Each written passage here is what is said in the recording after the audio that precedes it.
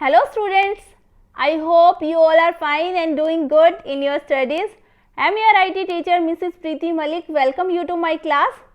We were doing our first unit which is communication skills and we have discussed about what is communication, what is the importance of communication, what is verbal and non-verbal communication, and last session which we have discussed was the giving and receiving feedback, importance of feedback. Our today's session is barriers to effective communication. जब भी आप communication करते हो तो उसमें क्या क्या ऐसे पॉइंट्स हैं या फिर क्या क्या उसके अंदर बैरियर साबित हो सकते हैं जिनकी वजह से हमारे जो कम्युनिकेशन है वो इफ़ेक्टिव नहीं हो पाता। आज हम उन्हीं बैरियर्स के बारे में पढ़ेंगे। सबसे पहले क्वेश्चन आता है what is effective communication. Effective communication होता क्या है? जैसे हम सभी जानते हैं जब हम कम्युनिकेशन करते हैं तो हम अलग अलग मेथड्स का यूज़ कर सकते हैं कम्युनिकेशन के लिए। जैसे नॉन वर्बल कम्युनिकेशन है, वर्बल है, विजुअल कम्युनिकेशन है। हम इन सभी मेथड्स का यूज़ कर सकते हैं अपने कम्युनिकेशन को इफ़ेक्टिव बनाने के लिए। हमारा जो कम्युनिकेशन है वो इफ़ेक्टिव तभी होगा जब हम कम्युनिकेशन के जो प्रिंसिपल्स होते हैं कम्युनिकेशन स्किल्स के, उन स्किल्स का, उन मेथड्स का, उन प्रिंसिपल्स का अगर हम यूज़ करेंगे तभी हमारा कम्युनिकेशन है वो इफ़ेक्टिव हो पाएगा। उसके लिए एब्रीविएट किया गया है 7 C's को जो हमारे कम्युनिकेशन को इफ़ेक्टिव कम्युनिकेशन बनाते हैं। वो हैं clear, concise, concrete, correct, coherent, complete and courteous. ये 7 C's हैं। आप इनको प्रिंसिपल्स भी बोल सकते हो प्रोफेशनल कम्युनिकेशन स्किल्स के। अगर आप इन सभी 7 C's का यूज़ करते हो, प्रॉपरली यूज़ करते हो तो वो आपका जो कम्युनिकेशन है वो इफ़ेक्टिव कम्युनिकेशन हो पाएगा। सामने वाले उसे अच्छे से क्लियरली अंडरस्टैंड कर पाएंगे और आपको बेटर वे में रिस्पॉन्ड भी कर पाएंगे।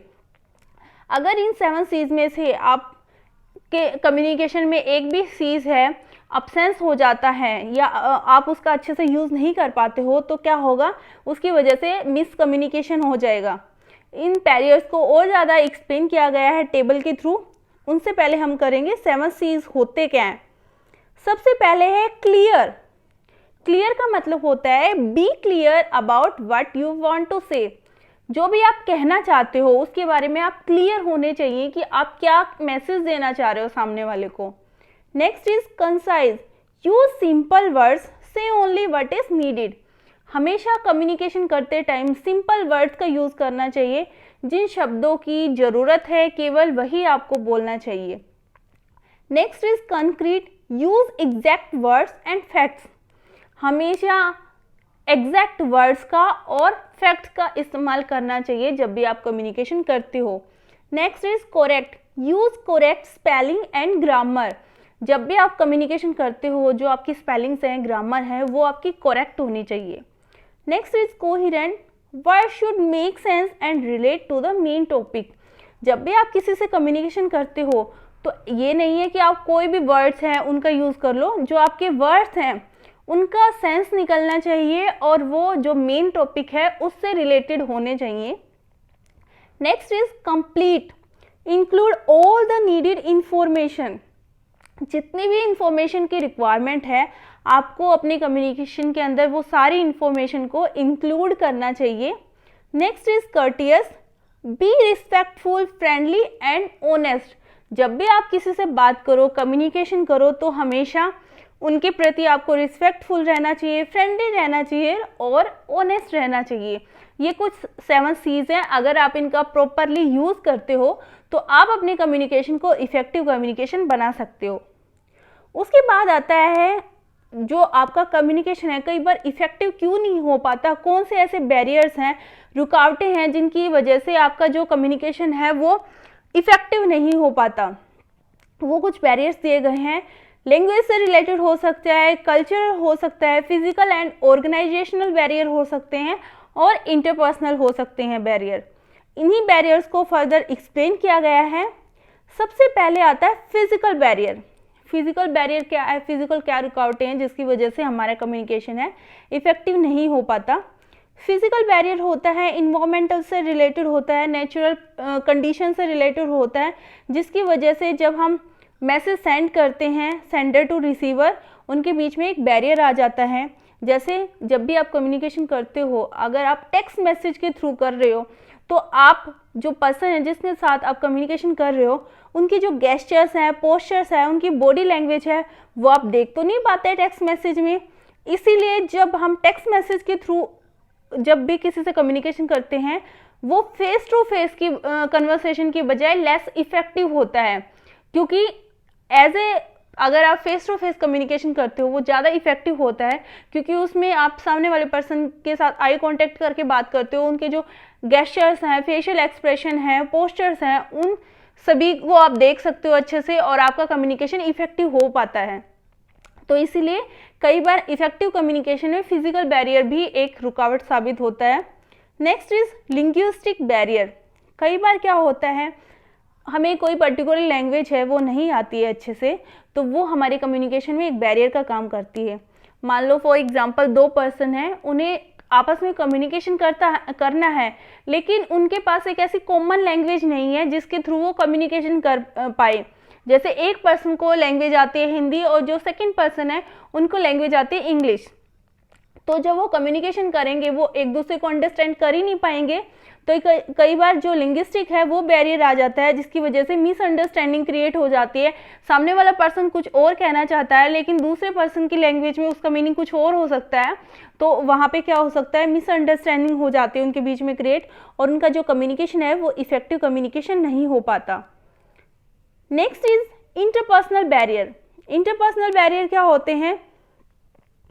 इंटरपर्सनल बैरियर जो उस टाइम आते हैं जब सेंडर मैसेज सेंड करता है और जब सामने वाला पर्सन उसको रिसीव करता है वो उसे डिफरेंट वे में ले जाए। मान लो मैंने सेंड किया, मेरा जो मैसेज मैं देना चाह रही थी उसका मीनिंग कुछ और था और सामने वाला पर्सन उसका मीनिंग कुछ और ले जाए।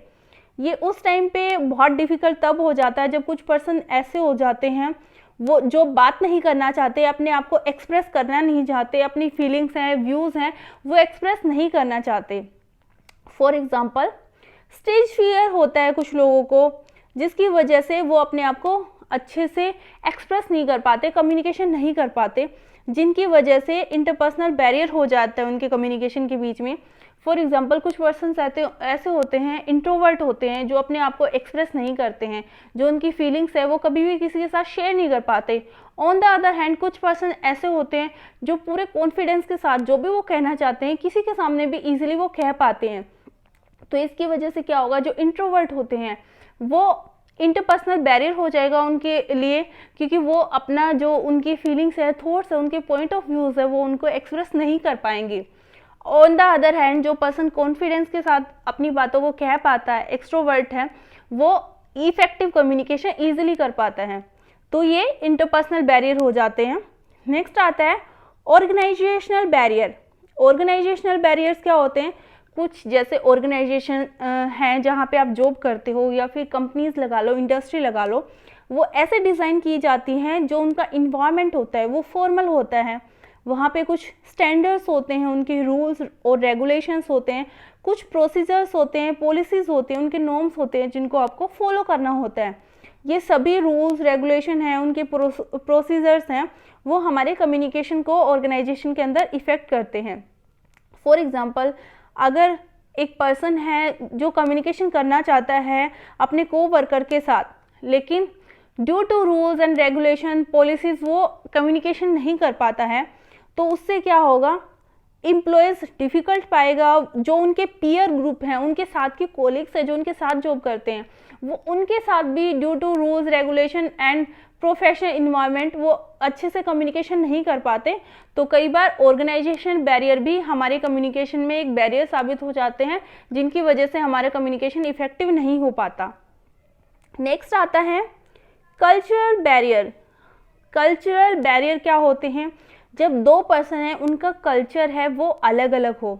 एक पर्सन है वो अलग कल्चर से बिलोंग करता है और नेक्स्ट जो सेकंड पर्सन है उसका कुछ कल्चर अलग है, तो उनके कल्चर में एक बात का मीनिंग कुछ और हो सकता है और जो सामने वाला पर्सन है उनके कल्चर में उस बात का मीनिंग कुछ और हो सकता है।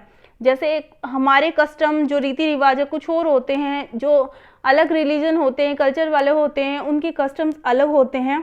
तो इसकी वजह से क्या होगा, अगर आप कम्युनिकेशन करना चाहते हो, आपने कुछ बोला, क्या पता उनके कल्चर में उस बात का मीनिंग कुछ और हो और वो आपके कम्युनिकेशन को मिसअंडरस्टैंड कर जाए, जिसकी वजह से आपका कम्युनिकेशन इफेक्टिव नहीं हो पाएगा और वो उसमें बैरियर साबित होगा। इसके लिए इसके अलावा कई बार क्या होता है, कुछ पर्सन ऐसे होते हैं जो किसी के बारे में अजम्पशंस बना लेते हैं पहले से ही, किसी पर्टिकुलर कल्चर के बारे में या किसी पर्सन के बारे में पहले से ही अपना पॉइंट ऑफ व्यू बना लेते हैं, अजम्पशंस बना लेते हैं कि जो सामने वाला पर्सन है वो ऐसा है और वैसा होता भी नहीं है। तो जो अजम्पशंस हमने क्रिएट कर ली हैं, तो जब भी हम उस पर्सन के साथ कम्युनिकेशन करेंगे, हमारे माइंड में वही अजम्पशंस हमारी रहेंगी उनके कल्चर के बारे में, उस पर्सन के बारे में, जिनकी वजह से हम उनसे अच्छे से बात नहीं कर पाएंगे और जो हमारा कम्युनिकेशन है वो कम्युनिकेशन भी इफेक्टिव नहीं हो पाता, जिसकी वजह से जो कल्चर बैरियर है वो एक बैरियर का काम करता है।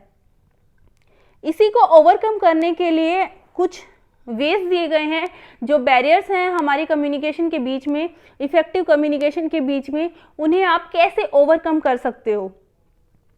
जैसे जब भी आप किसी से कम्युनिकेशन करो, सिंपल लैंग्वेज का यूज़ करना चाहिए। कभी भी किसी कल्चर के बारे में, किसी रिलीजन के बारे में या किसी ज्योग्राफी के बारे में कोई भी अजम्पशन नहीं बनानी चाहिए पहले से ही। Next one is try to communicate, जितना हो सके पर्सन से, जितना पॉसिबल हो उससे कम्युनिकेशन करने की कोशिश करनी चाहिए। विजुअल कम्युनिकेशन का आप यूज़ कर सकते हो।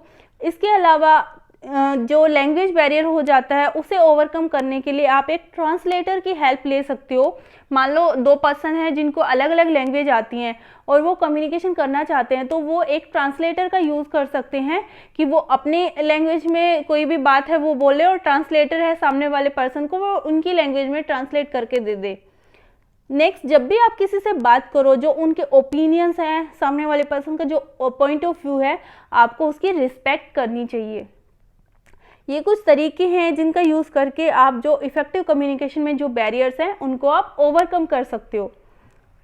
नेक्स्ट आपकी दी गई है practical exercise which is role play based. इसको हम क्लासरूम में कंडक्ट करेंगे। नेक्स्ट दिए गए हैं आपकी कुछ MCQs हैं। चार ऑप्शंस दिए गए हैं, आपको चूज करना है कौन सा ऑप्शन सही है। First one is which of these is not a common communication barrier, इनमें से कौन सा कॉमन कम्युनिकेशन बैरियर नहीं है। First one is linguistic barrier, interpersonal barrier, financial barrier and organisational barrier. अभी हमने बैरियर्स पढ़े हैं, तो इनमें कौन सा ऐसा बैरियर है जो उनमें नहीं था, आपको चूज करना है ये। Next question is which of these are ways to overcome communication barrier, कौन से ऐसे तरीके हैं जिनकी वजह से आपके जो कम्युनिकेशन बैरियर हैं आप उनको ओवरकम कर सकते हो। First one is respecting each others differences, एक दूसरे के जो डिफरेंसेस हैं, असमानताएं हैं, उनकी रिस्पेक्ट करनी चाहिए। यूजिंग ए ट्रांसलेटर, ट्रांसलेटर की हेल्प लेनी चाहिए। Not communicating at all, communication करना ही नहीं चाहिए। Using your own language for comfort रहो आप उसमें, ताकि कम्युनिकेशन करते टाइम आपको अपनी खुद की लैंग्वेज यूज़ करनी चाहिए। तो इनमें से कौन सा तरीका अपना के आप कम्युनिकेशन बैरियर को ओवरकम कर सकते हो, वो आपको चूज़ करना है। Next question is subjective question. Write down the common communication barrier you may come across when you move to a new city और कंट्री। आपको वो कॉमन कम्युनिकेशन बैरियर हैं वो लिखने हैं जो आपके कम्युनिकेशन में बैरियर साबित हो सकते हैं जब आप मान लो एक सिटी छोड़ के आप न्यू सिटी में शिफ्ट हो रहे हो, या फिर एक कंट्री से आप दूसरी कंट्री में मूव कर रहे हो या शिफ्ट हो रहे हो, तो कौन सी ऐसी चीज़ें हैं जो आपकी कम्युनिकेशन में बैरियर साबित हो सकती हैं, आपको उनको एक्सप्लेन करना है। आज के सेशन में हमने क्या क्या सीखा। सबसे पहले हमने पढ़ा कि इफेक्टिव कम्युनिकेशन क्या होता है, 7 C's या प्रोफेशनल कम्युनिकेशन स्किल्स कौन कौन से होते हैं, प्रिंसिपल जिनका यूज़ करके आप अपनी कम्युनिकेशन को इफेक्टिव बना सकते हो। इफेक्टिव कम्युनिकेशन में कौन से कॉमन बैरियर्स हैं। उसके बाद हमने सीखा कि जो इफेक्टिव कम्युनिकेशन होता है उसके अंदर जो बैरियर आ जाते हैं कई बार, उन्हें किन तरीकों के यूज़ करके आप उन्हें ओवरकम कर सकते हो। आई होप आज का सेशन आपको अच्छे से समझ आया होगा। फिर भी कोई डाउट है या कोई पॉइंट ऐसा है जिसमें आपको डाउट है, जो समझ में ना आया हो, वो आप मेरे से पूछ सकते हो। Okay student, take care, stay home, stay safe.